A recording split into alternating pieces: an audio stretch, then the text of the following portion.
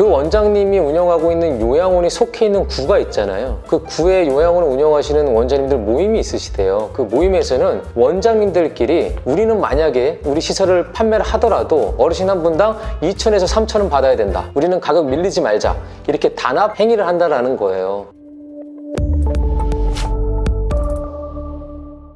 네, 안녕하세요 여러분. 보노랜드 김진원 대표입니다. 오늘은 얼마 전에 있었던 이야기를 한번 제가 드려볼까 합니다. 얼마 전에 요양원 운영하시는 원장님들 모임이 있어서 제가 그 모임에 참석을 했었는데 한 원장님께서 제게 그런 질문을 주시더라고요. 김 대표, 내가 운영하는 요양원을 시설을 좀 매각을 하고 싶다. 그런데 권리금은 얼마를 받아야 되냐? 권리금은 얼마를 받는 게 적정한 거냐라는 질문을 주셨어요. 아무래도 제가 노인 요양시설을 전문으로 중개하는 회사를 운영하다 보니까 그런 질문을 주신 것 같은데 솔직하게 말씀드렸습니다. 어르신 한 분당 1,000만 원 정도로 내놓으셔야지만 매각이 될 겁니다. 그 정도가 적정합니다 라고 말씀을 드렸어요. 여러분, 제가 여기서 말씀드리는 어르신 한 분당 1,000만 원은요 요양원을 운영하기 위한 어떤 비용들 있잖아요. 공사 비용, 운영에 투여된 모든 비용이 녹아져 있는 것을 포괄적으로 말하는 겁니다. 포괄적으로 어르신 한 분당 얼마, 운영권리금, 시설권리금 이런 게 다 녹아져 있는 걸 토대로 어르신 한 분당 1,000만 원을 말씀을 드렸더니 이 원장님께서 그러시더라고요. 아니, 어르신 한 분당 1,000만 원은 너무 싸다. 어르신 한 분당 2,000에서 3,000원 받아야 되는 거 아니냐. 우리 동네에서는 그렇게 부른다 라고 얘기를 하시더라고요. 그래서 제가 질문을 드렸어요. 원장님 동네는 어떻게 그렇게 가격이 형성이 되죠? 라고 물어봤더니 그 원장님이 운영하고 있는 요양원이 속해 있는 구가 있잖아요. 그 구의 요양원을 운영하시는 원장님들 모임이 있으시대요. 그 모임에서는 원장님들끼리 우리는 만약에 우리 시설을 판매를 하더라도 어르신 한 분당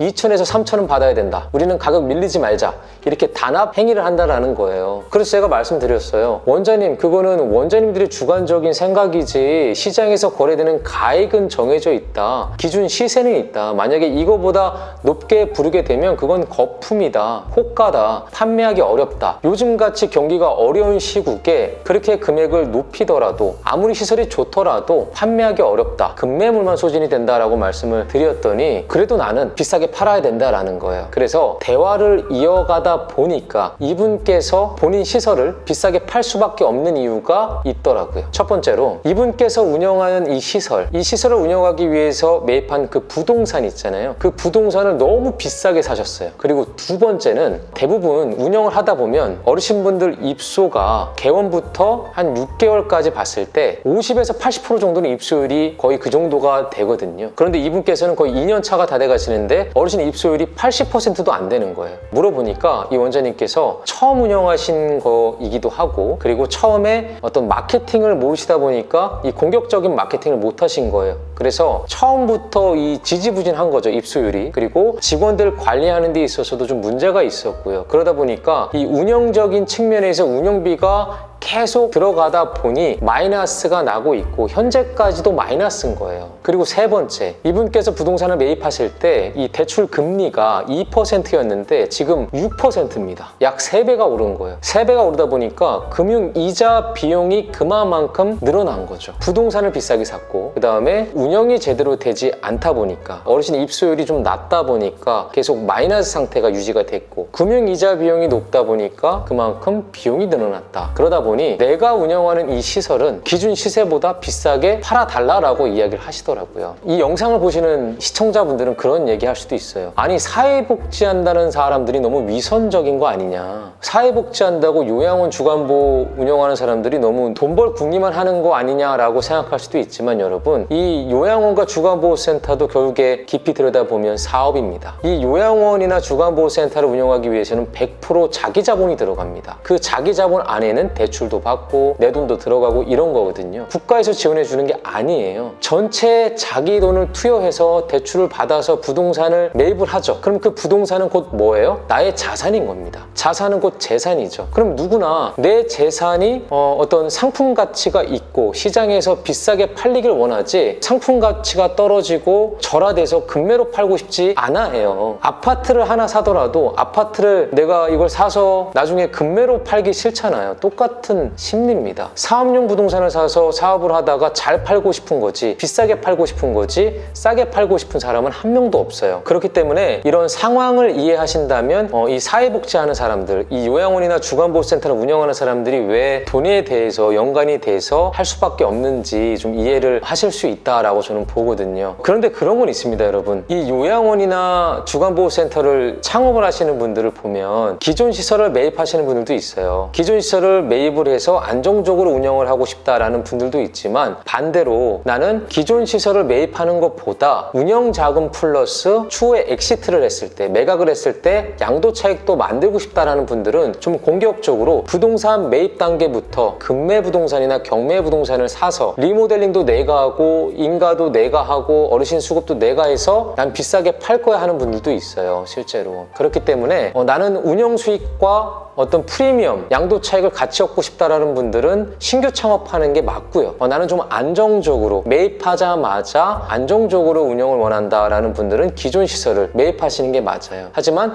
기존 시설을 매입하게 되면 급매로 사면 좋은데 급매로 사지 않고 비싸게 샀다라고 했을 때 나중에 내가 이걸 매도할 때는 생산자 프리미엄, 그러니까 양도 차익은 얻을 수 없는 거죠. 최근에 그런 일이 있었어요. 인천시 한 요양원을 30억 원에 팔아달라는 원장님이 있어서 그 부동산을 한번 우리가 알아보니까 17억에 사셨더라고요. 49베드 만실 운영 중인데 17억에 매입하셔서 한 1억 정도 철거비 들어갔겠죠? 그럼 18억. 그리고 인테리어 한 6억 들어갔겠죠? 그럼 24억. 그리고 운영비로 한 1억 정도 들어갔겠죠? 그럼 25억. 이렇게 했을 때 판매가 30억에서 실제로 거래하겠다라는 분이 나타났어요, 매수자가. 그런데 하루 만에 이분께서 권리금을 2억을 더 올렸습니다. 32억으로. 그러면 출발이 안 되는 거거든요. 거래가 안 된다라는 거죠. 그런 것처럼 너무 금액이 높아져 버리면 판매가 안 된다 라고 좀 말씀을 드리면서, 이 요양원이나 주간보호센터를 준비하시는 예비 창업자분들께 말씀드리고 싶은 건 뭐냐면, 요즘에 어떤 행정제재 처분이나 이런 것들로 인해서 급매로 나오는 매물들을 좀 싸게 살 수 있으면 그런 것들을 좀 싸게 사면 좋고, 내가 처음부터 다 운영을 할 거다 라고 생각하시는 분들은 부동산 매입부터 하셔서 어르신 수급도 하시고 직접 다 하시는 그런 조건으로 매각 차익도 한번 만들어 보시면 좋을 것 같습니다. 어르신 매각에 대해서 이야기를 하면서 실제로 이 노인요양시설을 운영하시는 원장님들은 결국에는 사업이기 때문에 이 돈하고 연결되어 있는 게 크거든요. 그렇기 때문에 뗄래야 뗄 수 없는 관계에 있는 겁니다.